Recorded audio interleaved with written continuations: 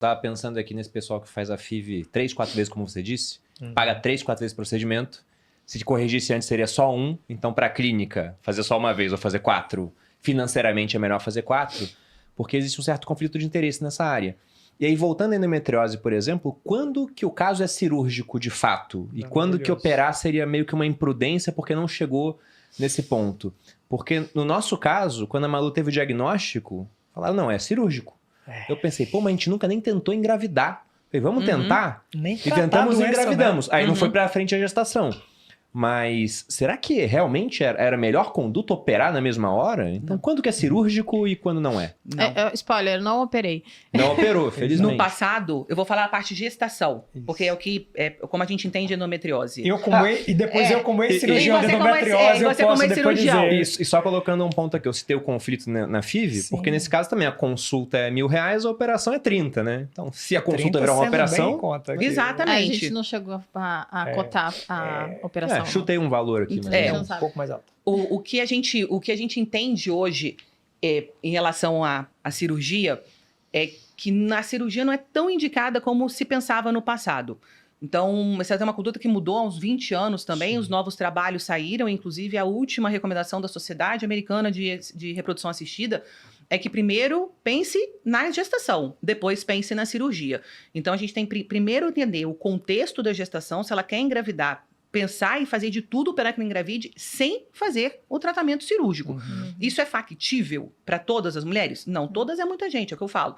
Mas o profissional que atende hoje uma gestante, uma mulher que tem endometriose e queira engravidar, ele tem que entender o que os trabalhos estão mostrando. Então, no passado, todo mundo faz cirurgia. Isso. Cirurgia para todo mundo. Eu lembro quando a gente fez a live com o Rodrigo no Abril Amarelo, né? O Março Amarelo. Quando a gente estava falando sobre isso, eu falei, era uma conduta que era comum a gente pegar só os pacientes com cirurgia. Com certeza. Então, faz cirurgia, todo mundo chegava com cirurgia e falava, peraí, segura. Vamos fazer um trabalho verdadeiro aqui, sério, vamos comparar as mulheres que foram operadas das mulheres que não foram operadas e entender os desfechos. E nós entendemos, do ponto de vista de sociedade médica, que não é a cirurgia a melhor indicação, que não é, eu tenho o diagnóstico e agora vai para a cirurgia. O que acontece, e que eu acho que é aí que o André vai acrescentar também, como as mulheres adiam muito o diagnóstico, o que a gente vê são situações casos incapacitantes. Então, acaba que vai para o procedimento cirúrgico, exato, porque descobre já tem foco no sistema digestivo, foco no sistema urinário, mulheres que têm disseminação da endometriose, incapacitando a vida delas. Então, elas não conseguem mais trabalhar, não conseguem ter relação, não conseguem fazer o básico, não conseguem evacuar nem urinar sem sentir dor. E aí já saiu do ciclo menstrual para virar uma coisa constante na vida dela. Então, no começo, eu sentia isso quando eu menstruava. Agora eu sinto isso todo dia. E aí, se você sente isso todo dia, não adianta eu querer que você nem tenha relação para você engravidar. Exato. Não estou nem pensando de fertilização, mas o básico, que é você pelo menos ter uma relação, você transar, não consegue. Né? Exato. Não consegue. Sim. Você não vai conseguir. Então, é até cruel a gente dizer, olha, você agora tem que ter relações sexuais frequentes num período de... eu não consigo fazer xixi, meu senhor. Então, como é que a gente vai fazer? Então, eu acho que a questão hoje é entender o contexto de qual é a intensidade dos sintomas clínicos e qual é a disseminação da doença, mas se você puder adiar a cirurgia, adie, porque os estudos mostram que não é a cirurgia o primeiro caso para engravidar. Exato. O que é que acontece? A endometriose, ela é uma doença clínica. Né? E é muito engraçado, porque eu fiz ginecologia aqui em São Paulo e vim para cá porque eu queria fazer exatamente cirurgia, a parte de videolaparoscopia para cirurgia minimamente invasiva de endometriose, um dos melhores serviços que era o IANSP, que foi a primeira cirurgia por vídeo do Brasil, foi lá. Então eu saí do Nordeste para vir fazer aqui, porque era o que eu queria operar endometriose.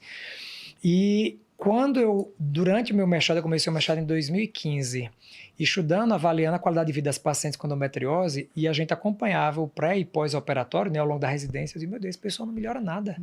Termina a cirurgia, primeiro que a chance da doença voltar é 29% nos primeiros 3 anos. É 1 em cada 3. Volta. Por quê? Porque a doença é clínica, ela não é uma doença cirúrgica. O que é que a cirurgia faz? E eu não estou dizendo que não tem papel, eu já vou falar as indicações absolutas de cirurgia.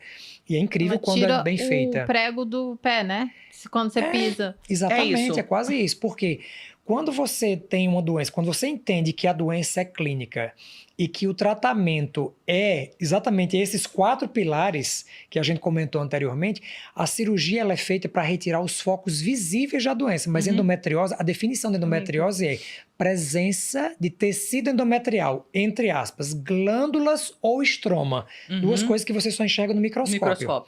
Glândulas ou estroma de tecido endometrial fora do útero. Então, quando você faz uma cirurgia, você tira os focos visíveis a olho nu, ou até hoje com 3D, mas que você consegue ver, mas não é uma doença microscópica.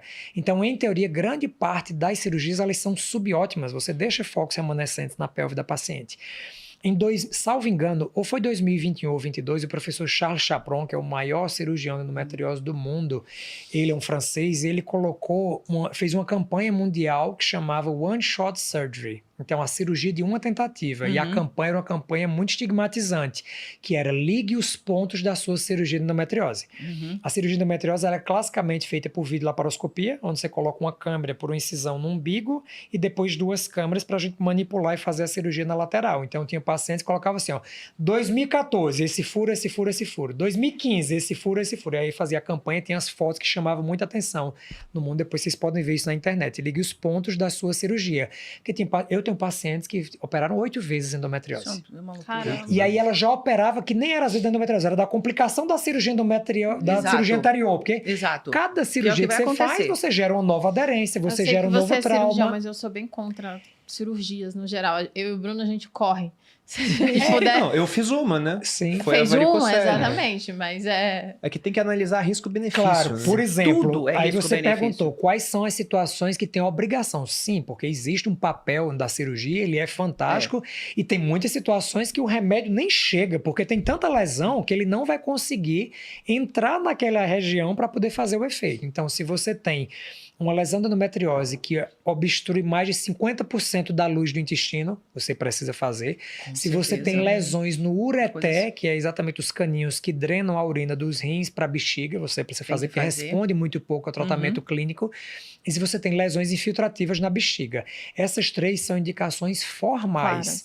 E claro, e a quarta é você não conseguiu resposta com o tratamento clínico, a falência do tratamento clínico. Estou tentando, fiz estilo de vida, me alimentei bem, fiz o bloqueio hormonal e continuo sem qualidade de vida, a cirurgia pode ser incrível. E para as pacientes que estão tentando engravidar sem sucesso, mesmo com técnicas de reprodução assistida, e tem focos de doenças visíveis. Isso.